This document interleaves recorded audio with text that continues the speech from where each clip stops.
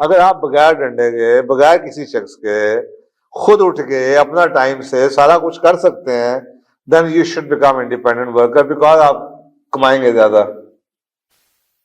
Then you should become solopreneur because you will earn more. Number 2, if you have endurance, अगर आप patiently persevere कर सकते हैं, endure कर सकते हैं, मार्केट के स्लो रिएक्शन को बर्दाश्त कर सकते हैं और फुटिंग अपनी फाउंडेशन को स्ट्रॉन्ग करके ऊपर बिल्ड करना चाहते हैं, तो फिर आपके लिए solopreneur is a good thing. Number 3, if you are problem solver, रोज प्रॉब्लम्स आएंगी,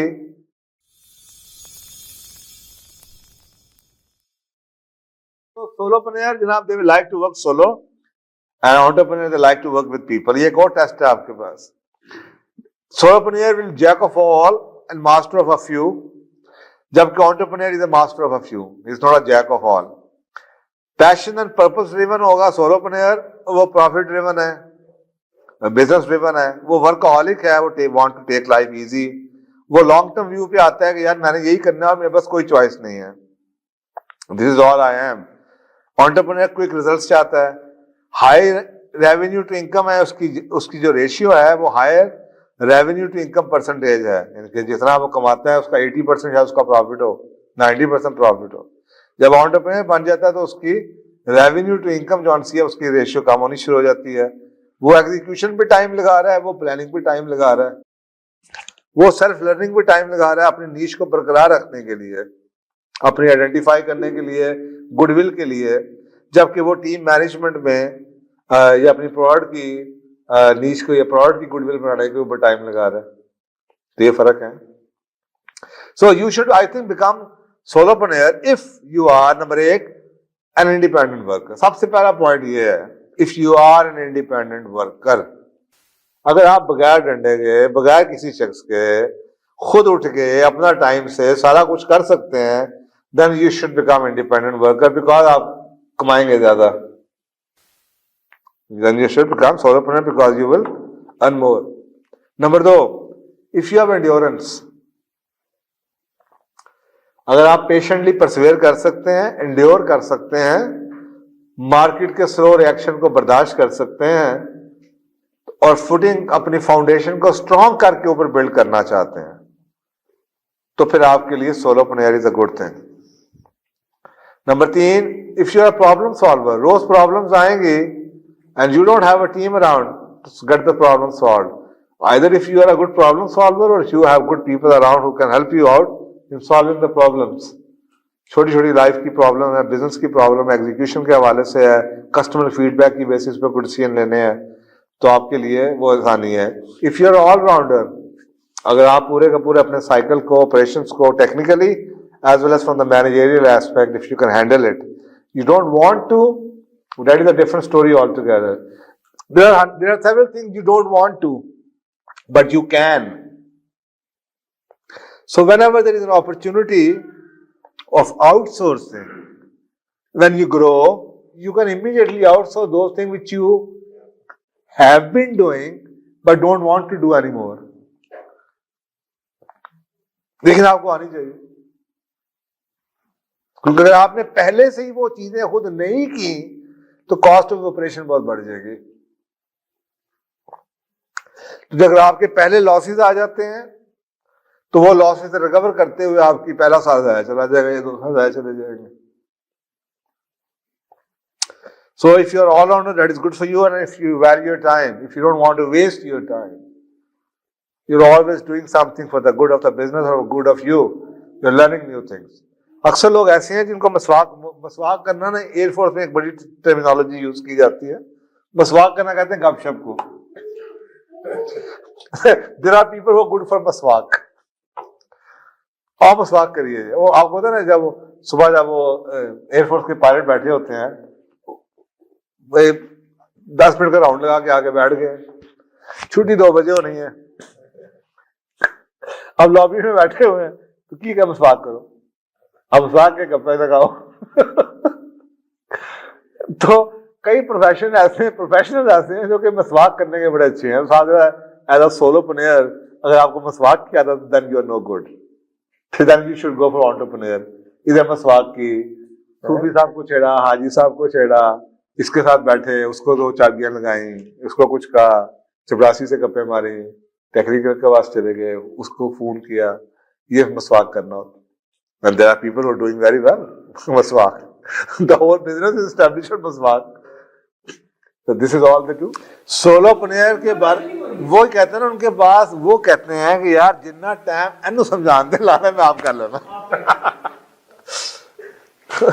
उनका सबसे बड़ा पॉइंट ये होता है, क्योंकि उनकी पर्सनैलिटी का ट्रेड ये है। लेकिन कुछ लोग ऐसे हैं जो कि नहीं कर सकते या नहीं करना चाहते, लेकिन वो उनको गप्पे मारना है, वो बड़ा मजा आता है। वो घंटों लगा के किसी को समझा लेंगे, खुद नहीं करेंगे। तो साधा फिर उनके लिए entrepreneurship is the only option left. मैं आपको बता रहा हूँ कि नई नस्ल का अलमिया ही है कि जी वो अपनी टर्म्स से बात करना चाहते हैं। दैट इज वाई कि अल्टीमेटली उनमें सबसे ज्यादा आपको फ्रीलांसर नजर आते हैं। उनको सूट ही नहीं करता, वो जॉब के लिए क्राफ्टेड ही नहीं है। और आपके सामने सबसे ज्यादा परसेंटेज इस वक्त आपके पास यंगस्टर्स की है, स्किल्स भी नहीं है। अच्छा, अब होगा क्या? This is the generation you have created, they are no good for the job. They are happy in doing whatever they are doing.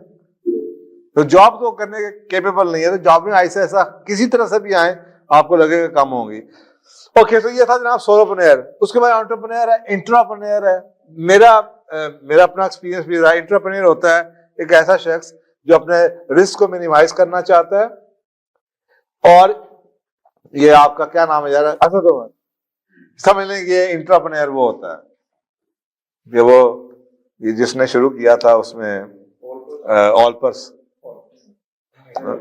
Engro में एक बंदा है, वो कहता है जी मैं आपका दूध शुरू करता हूं।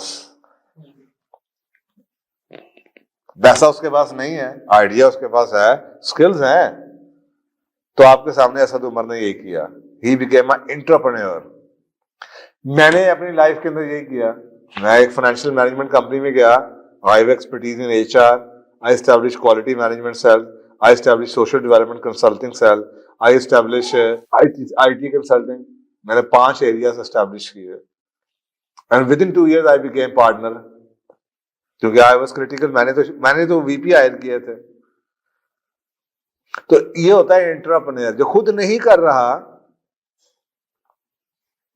अपने बिजनेस पे वो नहीं कर रहा, लेकिन किसी कंपनी के साथ कहता है कि ये आप नहीं कर रहे, ये मैं कर देता हूं।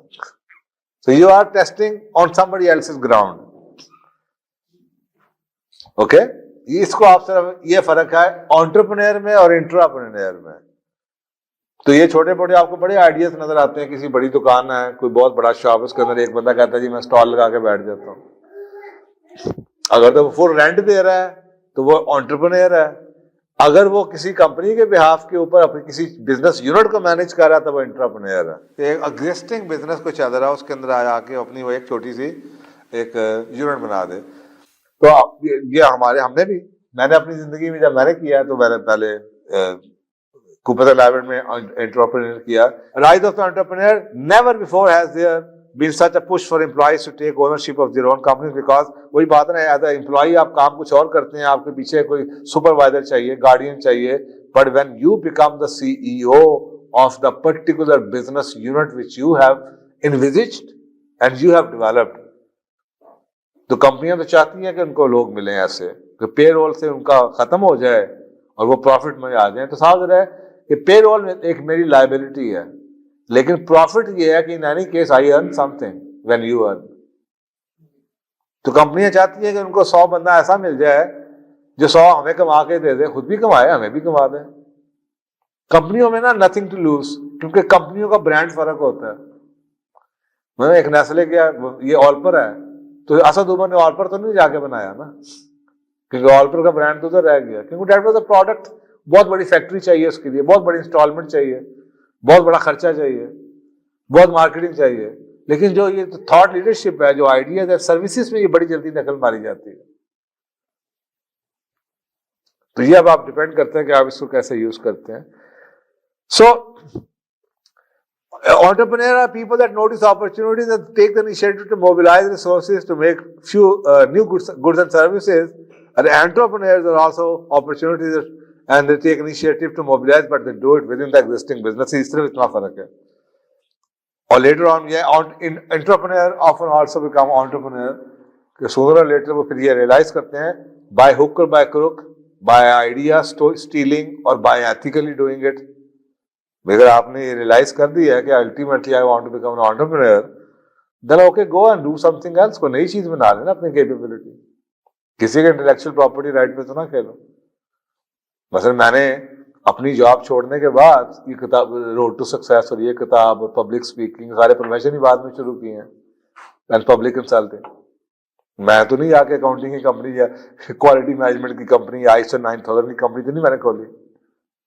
तो ये आपको पता होना चाहिए कि ये unless you have this can become a nuisance आपके लिए. बड़ी में साल की मेहनत आपकी जाया हो सकती है. कई ऐसे बिजनेस हैं जहां पे क्लाइंट का कॉन्टेक्ट ही सारी गेम है और वो क्लाइंट कॉन्टेक्ट ही ले जाते हैं. आपने किसी को ट्रस्ट किया, किसी को आपने क्लाइंट मैनेजर बनाया, वो क्लाइंट ही उठा के ले जाता है. वो सारे 10, 15, 20% का क्लाइंट आपके गायब हो गए. तो ऐसे मैंने कई लोगों को डूबते हुए देखा सर इसी वजह से. So you should become entrepreneur. अगर बाकी सारी चीजें हैं, हार्ड वर्क कॉमन है, चाहे सोलोप्रेन्योर हो, एक्स्ट्रा वर्क, पैशन, ये बेसिक्स हैं, ये प्री रिक्विजिट्स हैं. लेकिन अगर उसके अलावा अगर आप एंटरप्रेन्योर बनना चाहते हैं in contrast with the solopreneur, number 1 सबसे पहली quality, if you are able to raise money either from internal resources और from the external resource. Capital, आपको कैपिटल अगर आप रेस कर सकते हैं तो फिर ये पहला टेस्ट होगा. बाकी सारी चीजें कॉमन समझ लें, क्योंकि एंटरप्रेन्योर बनने के लिए यू हैव टू अंडरस्टैंड कि जी आपने एक टीम हायर कर दी है, चल गया, अब आपको तनख्वाहें भी देनी है, आपको कैपिटल इन्वेस्टमेंट भी चाहिए. तो अगर तो आप कर सकते हैं, देन यू कैन कंसिडर कि जी what suits you between the concept of solopreneur और एंटरप्रेन्योर. लेकिन अगर आपके पास ये ऑप्शन नहीं है and you will still like to experiment the entrepreneurship, then the best route is becoming solopreneur first. वहां से कमाएं फिर इसमें आ जाए. ठीक है. Secondly, if you have a very good social network,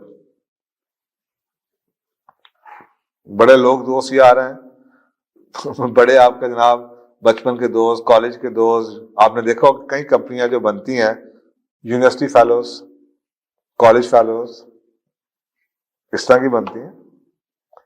तो अगर तो आपका ये नेटवर्क है, स्ट्रॉन्ग रूट्स हैं, आपके नेटवर्किंग है, खानदान की वजह से है, तो अगर नहीं है तो फिर आपके लिए इतना मुश्किल होगा. सोशल नेटवर्क नहीं है तो, क्योंकि एंटरप्रेन्योरशिप में टाइम मार्जिन आपके पास कम है, कॉस्ट आपकी ज्यादा है, टाइम मार्जिन आपके पास कम है, तो आपने इमीडिएटली एक्सपैंड करना है, अदरवाइज आप अपने लोन्स के नीचे मर जाएंगे. If you have good entrepreneur friends, ये भी एक बहुत बड़ा, क्योंकि आपको एक सर्कल चाहिए.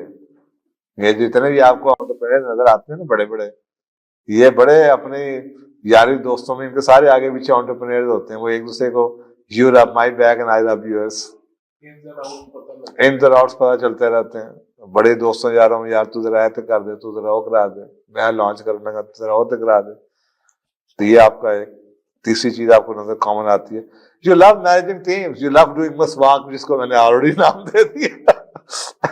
एक थॉट लीडरशिप समझेगा this is the waste of time. यार क्या मैं खप डाली हुई है मैंने, यार ये क्या टाइम वेस्ट कर रहा हूँ, इससे बैठ के कंप्यूटर में 2 आर्टिकल ही पढ़ लूं, कोई नई चीज ही बना दूं. लेकिन जो दूसरे हैं they love it because they love doing मसवाक. And if you are a team player, if you get along with well with people, if you have that you know जो मॉडर्न जिसको आप पीपल मैनेजमेंट स्किल्स कहते हैं, relationship skills कहते हैं. हर एक की रिलेशनशिप स्किल्स की डेफिनेशन फर्क होती है. मैं भी समझता हूँ मेरी रिलेशनशिप स्किल्स हैं, लेकिन मेरे प्रिंसिपल बड़े स्ट्रांग हैं. लेकिन अगर मैं कंपैरिजन शुरू कर दूं तो मैं समझता हूँ मेरी रिलेशनशिप स्किल्स 0 पे हैं. तो क्वेश्चन ये है ना कि आपकी पर्सनैलिटी और आपकी वैल्यूज के मुताबिक आप ये डिसाइड करते हैं कि रिलेशनशिप स्किल्स क्या हैं, होती क्या हैं. मैं पूरे शहर को जानता हूं, तो दैट प्रॉब्ली किसी के रिश्ते में ये रिलेशनशिप स्किल्स होंगे. Okay. And then you should be resourceful. Resourceful होना चाहिए आपको. तो पीछे आपके आपको थपकी देने वाला, तो आपको कोई लेके चले, क्योंकि आपके पास स्टेक बहुत है. अकेला बंदा सबसे बड़ा जो स्ट्रेस आता है ना वो फाइनेंसिस के ऊपर आता है, तो आदमी एफर्ट भी कर लेता है। तो चाहे resourceful in terms of relationship, in terms of the physical resources, in terms of something, factory, capital, machine, दोस्त, यार, goodwill, then ये अगर आप ये 6 टेस्ट बाकी चीजों से पूरे करते हैं, then I think you can consider the option of going for as an entrepreneur.